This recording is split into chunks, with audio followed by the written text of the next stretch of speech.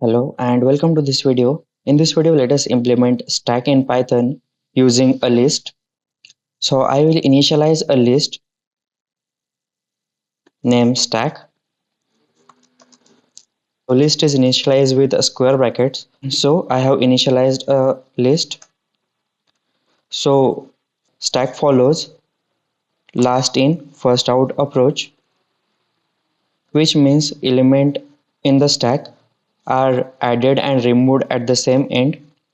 Then we have push and pop method in the stack. So let us write push and pop method first. So I will start with writing a push method. So push stack. So push stack method will take an element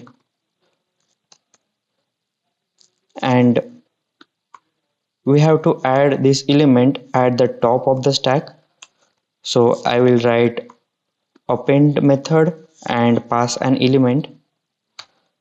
So append method will append this element at the last of the stack.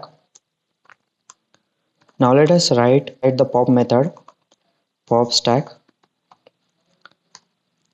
So pop does not take anything and removes the element at the very end of the stack. So stack dot pop the element. So this is how we can write push and pop methods in a stack. So let us try and add some element into our stack. So I will write push stack and pass, let's say 1000. Let us print the stack.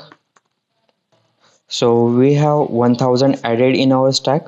So let us try and add some more elements.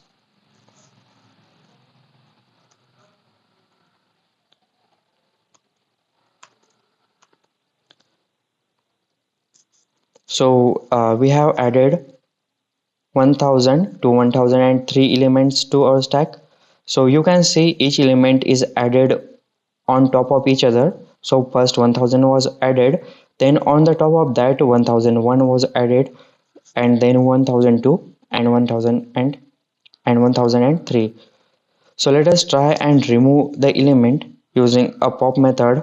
So pop stack. So pop method should remove the element on the very top. So 1003 should be removed first.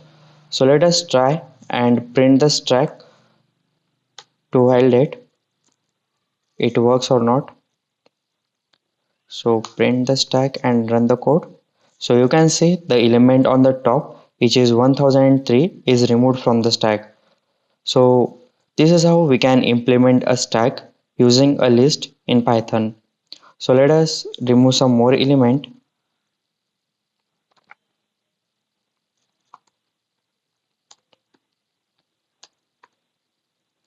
So again 1002 has removed.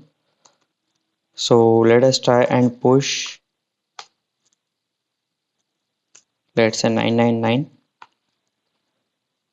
and print the stack. So 999 has added on the top of the stack.